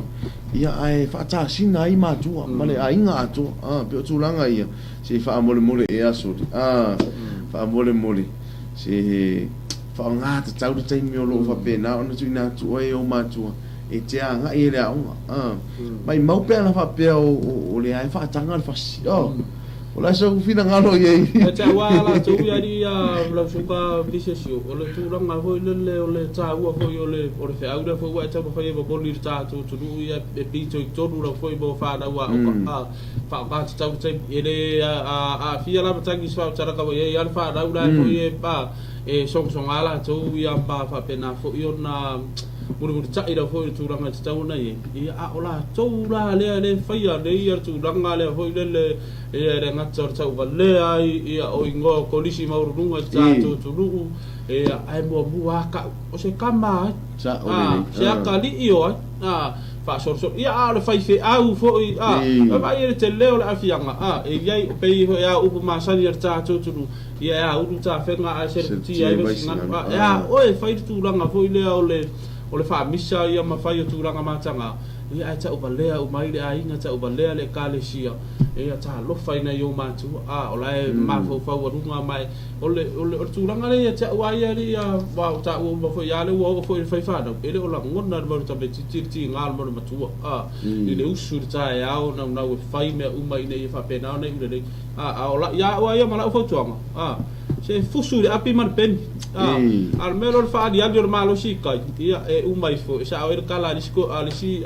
lo anko fai fa nga fai disi kamang kami kide fiu e fai e tala ho ie ina ia liu mai ma fa ho ia fi are di ngu pia ma mai no mar kala lo anko fai fa au nga fai o shala ke lo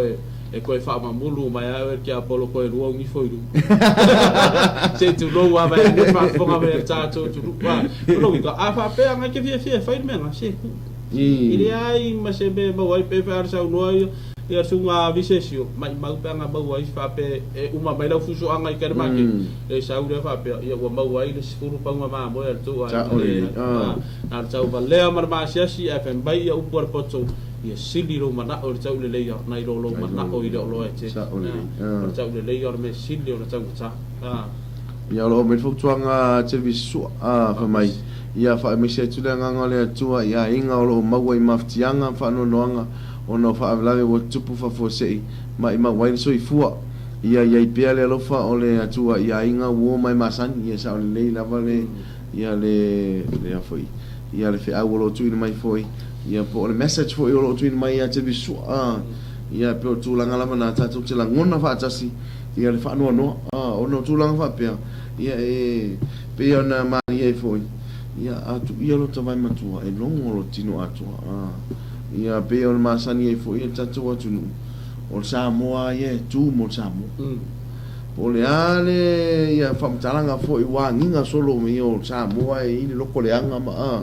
ai o lo te mi fa bila o inala o lo e lo ai lo la lo to samu ia e fa mai sele le ngangole tua i ainga ma fatia ia o te lo fo im fa na o tina fo i lo pena na me se ia le tina o lo patino tonu ia i le fa fita uli o por fa bla me fo sa pena tu pu mai va ala ia le o fa mania mai fo ia la tato wa tala le fiafi ia wa fa pena na ami le tua ia o lunga o tulanga ese fa pena mena tupu ia ai fa mai sene nga ia lo fa pele tua ia fa pe na na va tu file mu o le tu i lungo tu ai ia sa le tu ona fa tas o le tau tu langa le pe ona tau ko ile mo le tu fa mai senga ba tu ai foi mar fa tuanga ia le ia le puata mo fa inga ile ia foi er mata pia le mana ia pe o por ta tu e va tu fa tuanga i foi er ta tu a por kala me le or Tauafiafi Ma Le Loabay i a inga i a mse lava ila to ro fa pena na la papa au to ta tu ai ia ni fa la fa fo se i ma ale fa pena por fa tuanga mar tu ala lo to o fa ta va mar ta tu a por kala me o te lo au fa ta se go i fi ngalo sunga vi se sio i le tu ala lo allo fa ia mo na fa i lo fo i pe longo no tanga ro nga leo e o ila to ia o leo o umana o ta wina fa bitoa ia mai fo i lo la to mai ia e ma fa ia no tu mai so so ani mo ia mo vai nga fa pene mse la vai to nga mata upu ia ma fa la fa fo se ia ma ale fa pene ia e fa ila fo se poto ma se lo ia ona o ia nga kama ia le umana o ina fa bitoa la volo la to mai ia fa io no foi no mai ta wa ta tonga le e o mai a fo io fa ta to fo ia alo ia mta mali io la tu ia wa be fo i ma fa ta to ila to ia mo fo ina lo la to so fua nga lu ai mo le malu pui o lo ta to tunu ia o le la to fo ile fa tu ai nga to ia ma la to ta tinonga ia sa tino ai lu mo le tu ma lu mo le malo ia ora au foi tanto la tu so fu tu salava polar tu langa ia au mana ta winna de ila to ia ana fa pe ia wa au fa longo tu ia ia la suma visesi ia na tu pur fa fi tau le tashira u ia fa to a longo tanga de ngale ia vai temi wa no va ia to foi mala lo fai po ia ile tamu fai foi tanga de nga ia u pong sha mo fi o ta to tu ia ave mala ro ser pong sha ina ia tau sha ia le u fa amal ia ia wa ang fa pere wa tum tanga de ngale lo e mau ti no la ba se lau pa se ne lo tari to nunga ile fai to mau mai da ia se pa na na la ba ia malu ia le na fa tai go ile a fionga consider fionga ia fui a vai lili i ken kaio e le pulenga man tan wenga to a malu tono so ta tu ia on o le foi na tu fo ia tau au le lango longo sua ia fai na fa mi ina ia to ba fo ile tama me fo se ta sio alu ia u fa pena fo ia wila fo i siringa tali se ia le nga wenga la be ia ai ta to wa le fo se fai lo ia pule la vale tua ia i le tangata ia fai ia e fa talo fa tu ia i life amita ia lo fa pena I'm watching this good program. God bless from Brisbane, Australia. If I tell you what I lau sunga, la e soia avauli ia o fa pena ona join mai tatu po kalami fa tai, fa fe ai ia o fa pena ona ma futa mai foi ia o show anti there ia vai langi ia meli e j moli o fa mui o lo fa pena ona ma futa mai ma lo lu sunga mana ia po kalami God bless love kalameli e j from Christchurch, New Zealand. Ia whatala whatu ina i o inga ia lo pena ana mafuta mai i Christchurch i New Zealand ro peti matoka tia pu e malo nga lu e whamanuia le ali ia whamanuia foi le ali i lau sunga i Tauafiafi Victor Polo Polaya mana ia whautuanga God bless best regards from Polaya, Australia. Ia lo pena ona whatala whamai ia i Australia ia ai le ngata ia o tato top fan ia posta scouting ia o ma fai ona mafuta mai le Tauafiafi ia ma lo tau tu atunu manuia la Tauafiafi matiute lo fatu mai Glen Innes ia i Auckland ia New Zealand. God bless ia fatalo fatu ai lau sunga ia fatai fo i mafuta mai le Tauafiafi au tulaga uma wa ile Tauafiafi i Tauafiafi ia o nei Samoa ia le ua amata ona salpungsa le ua mata ona pongi mai matou pe upu masani ai te loa me mali mo se asa o toi fa longo ni ali se o toi tangi le Tauafiafi ai pe yo te mo o laiti pe e kangi lo ali si ke me fingalo kangi lo ali si ke me fingalo ai ko inga pe kai lo fo ile mo le kangi ali si wa pe o ke me kangi ali si e la ngonga au se asa ko fa longo i ali sio ko kangi le Tauafiafi asa ro ila ma fu anga wale yo no sia ka ko fa long ya ri su ko fa ngi sida via o le turanga ho le la uia iro ye ko wale la papa ya le o le ya ni si tau mai o ye ia se tasi o fa fe ngi o rana taimi da man ko to telo tangata la tu te fai mai o le me la vai le kale sia sfitur to fio mai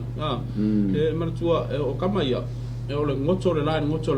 ya ke la tangata o ka le ongo ya ke minga ko sa pat o le fai fa ula le kamanga ke vai pe pongi sa ya foi de se i longa wa ka ngi di si kwa fa mai o le wa umalas o le wa tar te mi fa ngalo ai le mawala i se ko inga ngai o New Zealand ma ko astu ko i si man e matua kama ye wai matua New Zealand tua yanga ngoto la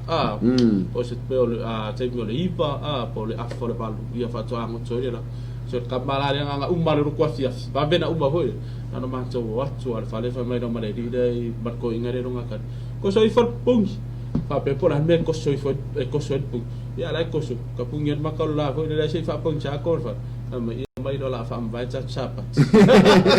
chon ya per tu langala na ya va pela wa le ko ingi alis ya kal sia la o sisi kulanga mfengo kai mia sungo le fea ya wa mo ya la mala u tala ri you like o ke vingi o se asa ko fa long sa alis ai pe o fea ku o ma sanita tu samo okay lo pon me o fo i alis o fe fa ma el compiti su lui va ole turanga vele o fi wa mai alis se ka ni ko le nga kai fengi do ya pe o mari sa le la ba o te lo turanga fa pe wa o cha tu samo ke me o la kiki o ke manga ku pe e kangi lo alis ya fa ku sanga fa long wa le alis Kalau ngu maka i ngu ngu pese mai le siro almeno en teminde tol ya bo fa wole ngalis awore ai muy muy no ko pese ya wala o ma tole ai i vai tele fo au te fa fitai fo i se mato kama i fasi inga fo I mean my neighbors yo tua oi o fa kai fo ina ya la to ona temine so peor ka vanga lo kul mele fo ya mako ele se ele vinga la kala ele se ka vanga fo ile ai fe ya ku wa loa ya ai wa bia ko viti su male wa ko power mai ia el mato fai tu ia per tu langa ia ia tato te fa fo ia fa tai le tu a mai ale asu tato te fa fo I fa tai le tu wa pole amale mari e fo eu ka ko ngi o ngali anga ava pe o mai asenga luenga wole leima atoto on tato mana tu la yo tato o ngali anga wa o le taimia na vai mai I sai tu spa le fio pa ile tu wa o tanga sa ele sa ko mangu ia sa ave ile tu pe nga fuila tato tamino milo ai se ko le to chen lo la ai tato fa mo I tato ta pa usi di lang ia fu ha I men malos o le nga fuinga o tato talo ia pe tu langa le ia mata ta no fo mano sai you like to inga fia ngi okay no le avia ka po kala men nge fia o le avia ka o ma alisi la fia fini to lo mo tu tato ainga fa mo fai tato fai galo Mabalo ya brown seu sifa lome fata otto sopo and molly tikeri ia so fara supa ia abese ia ilato malaba fo ia lo fa pe na fa fonga mai ia irta to wa por club le Tauafiafi Ma Le Loabay ina ngata lungo ta to wa Facebook page fa pe fo lungo ta to YouTube channel ilato fo na fia pe fa fonga mai boa ia ta wala ile lungo ta to website ta wala ta to link ia ta to simple radio app fa ta lo fa to fa malo ia to le fe hour ta to wa por club ne va ngala Tauafiafi Ma su alo fangia ia faini ta Tauafiafi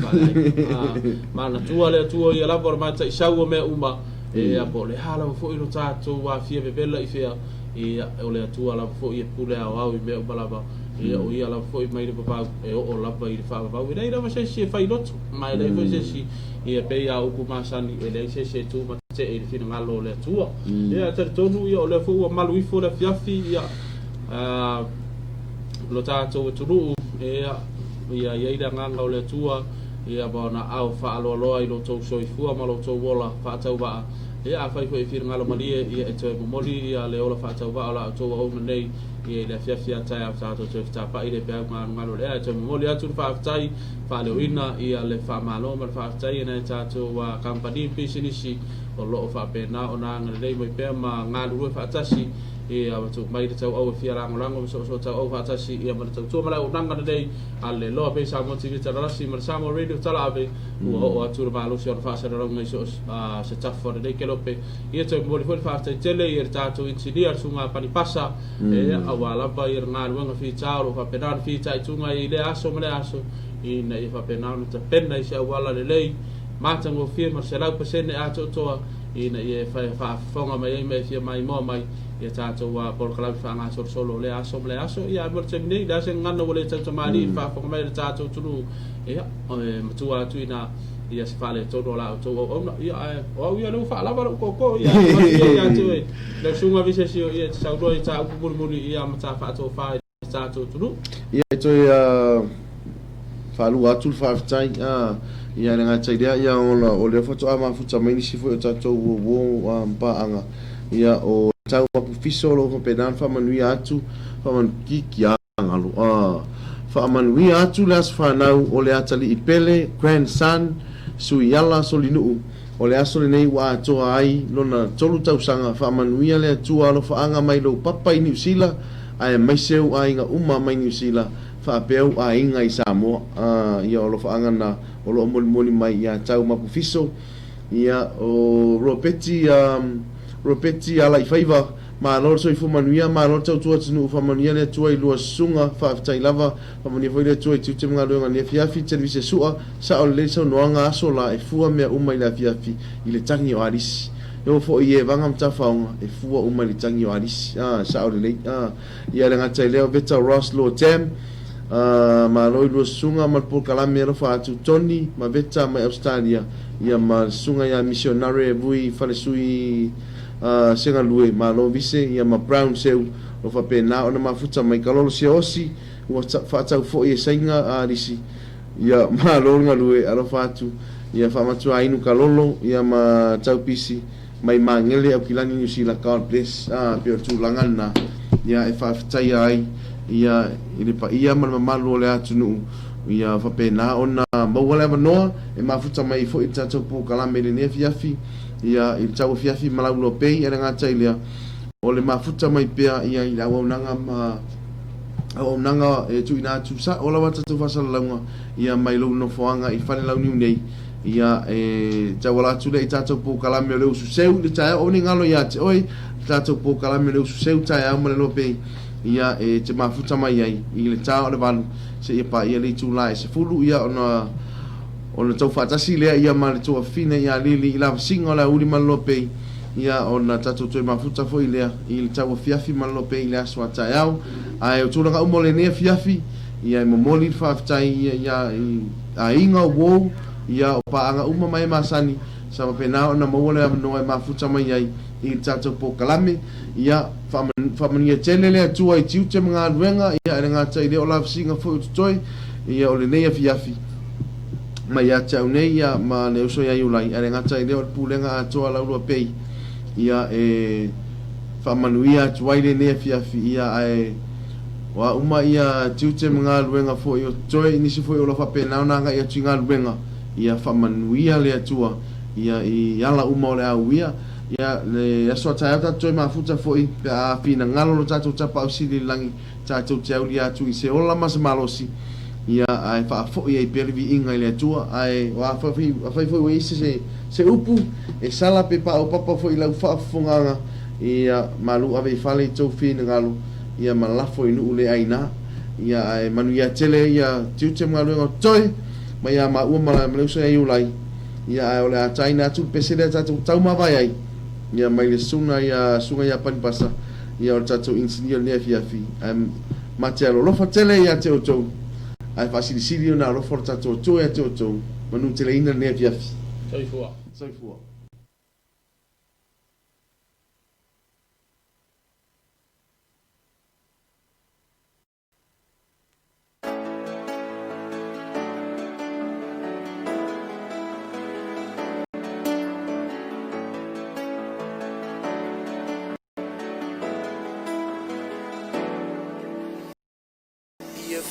us.